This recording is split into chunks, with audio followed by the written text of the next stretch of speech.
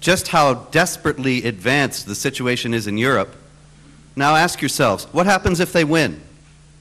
What would our societies become like? Our next speaker is going to illuminate that. He lived that. He grew up under Islamic law. Simon Deng from the Sudan is here to tell his story. Simon?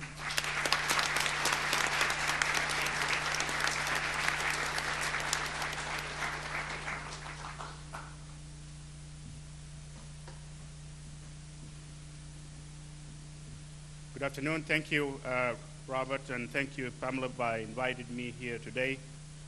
Again, I thank everybody for coming out, and most important, by giving yourself a time to listen to the voice of the victims. By having me here today, you have given me a chance to be the voice of those who have no voice under the Islamic law in the country of Sudan.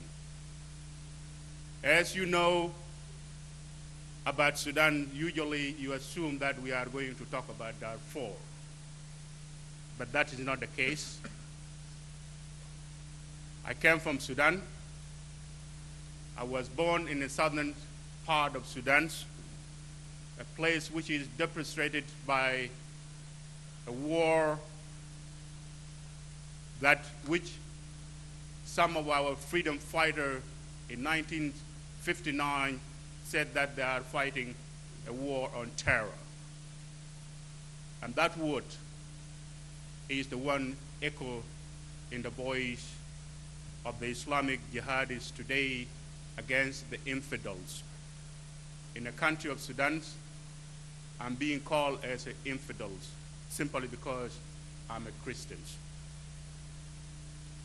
Believe it or not, as a Christian, I'm proud of my faith, and more important, today I'm proud to stand before you as a free man speaking to the free peoples in the free nations.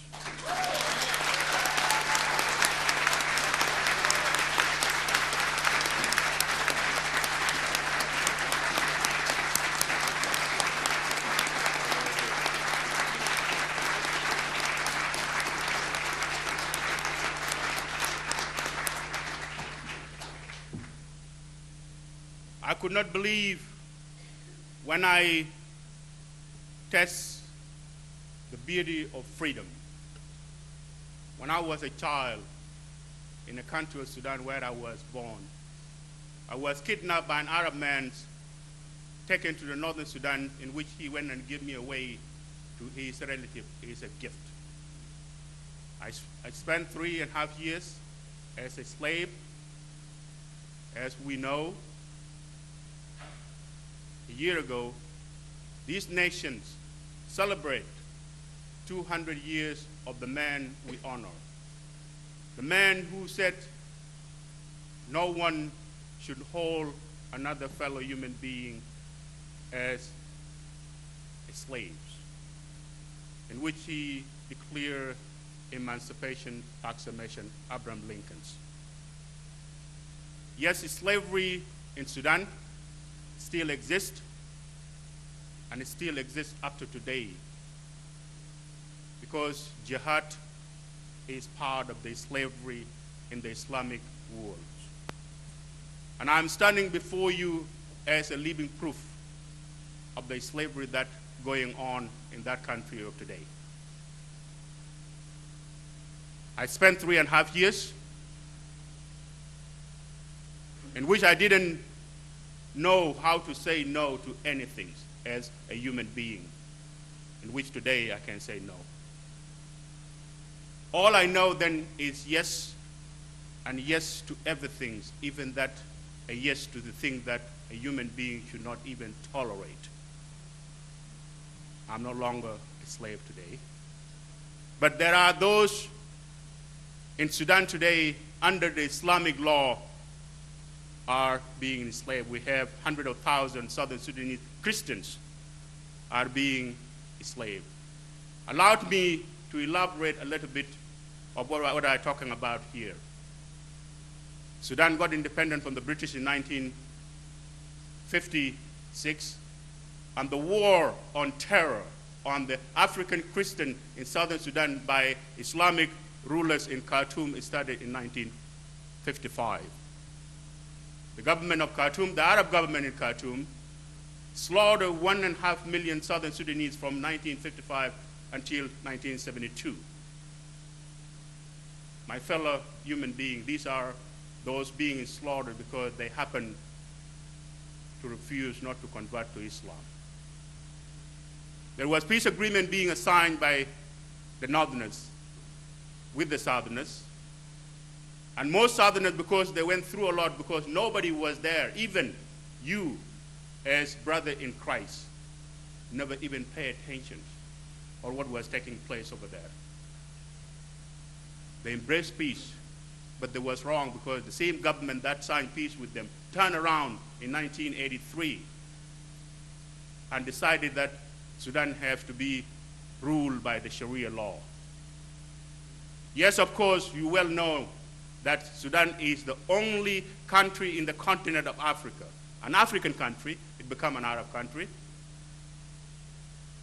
a country where everybody, some of them believe in African traditions, now it become run by the Sharia law. And the Southerners felt, how can we have a peace between us? And Nimeri went on to justify his position. And he went on, and I quote him, "For those who will not follow the rule of the law, or the rule of the lands, which is the Sharia law, I will declare jihad on them." For those who is talking about Addis Ababa agreements, this is not a Quran, or it is not a Bible. It is a piece of paper that I signed, in which I have every right to introduce the law which is good for the nations. And the Sharia law is the ones which is good for this nation. And the Sharia law was declared. And indeed, the Arab government in Khartoum, or the Islamic government in Khartoum, or the terrorist government in Khartoum, went on and recruit every young man, even some of them happened to be 70 years old. Simply because they are going to fight the jihad war, they went and took arms. And they went on to slaughter 2 million Southern Sudanese Christians, infidel by their definitions. And they went on and destroy every single thing that happened to be in the South. In other words, they went on to genocide the culture, the human beings, and left 7 million Southern Sudanese as refugees, the largest and the biggest refugees since World War II. And the government in Khartoum went and gave the Arabs arms to go and loot those African cattle, and most important, kill the oldest ones and take the younger one into the slavery, which become known by the United Do Nothing Nation, that you can buy a human being in Sudan for $10. This is my peoples. This is the people that I'm here as their voice. What was being done? Nothing was being done because nobody cared. Simply because nobody wanted to be there to question the atrocity being committed by the government in Khartoum, because they use it, the Islam. Since the Islam is the one being used, then who is want to be called as anti-Islam? And everybody, even people in these worlds, even our fellows, our elected officials in the Congress, in the Senate, even the White House, nobody questioning the government of Khartoum of the atrocities. My fellow human being, 1.5 million in the first war, and 2 million, 3.5 million lives being perished in the name of jihad. Even the word genocide was not being used, but this is hypothetically. Who cares? Now, I'm surprised that this word being used in the Western Sudan, because 200,000 Muslims was being killed by their fellow Muslims.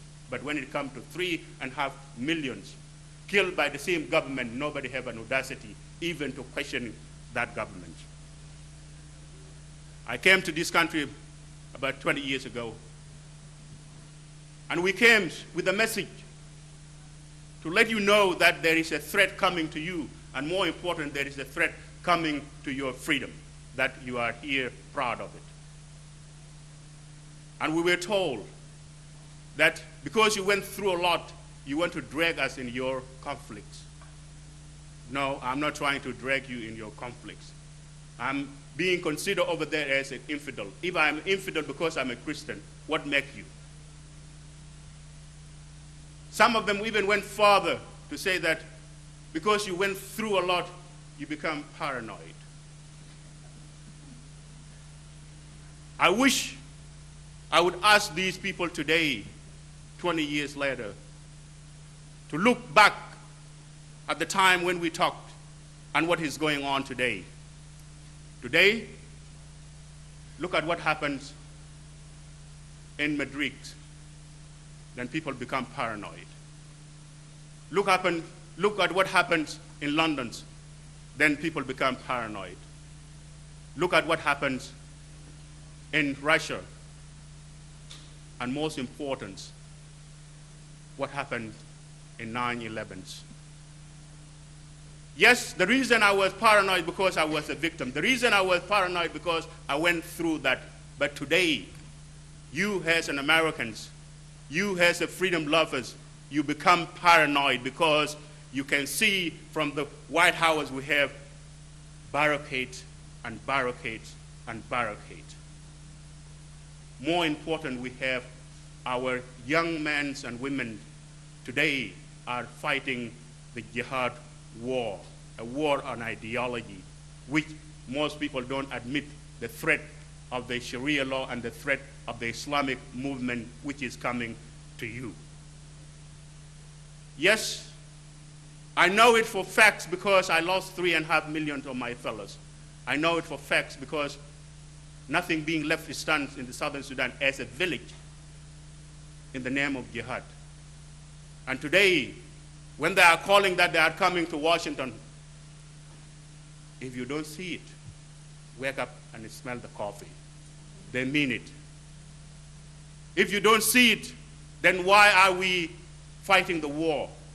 If we don't see it, why are we even invested our money to defend ourselves and barricade ourselves? My fellow Americans, stand up as a freedom lovers and protect that freedom. Because if you allowed those jihadists, terrorists, the freedom that which we here enjoy, it will not be there tomorrow. When they are asking that they want the Sharia law in London, they mean it. And give yourself 20 years from now, because you are on a daily basis, you are importing the Islam from wherever they are, and they are here on a daily basis, and believe it or not, tomorrow it will be too late for you. And thank you very much.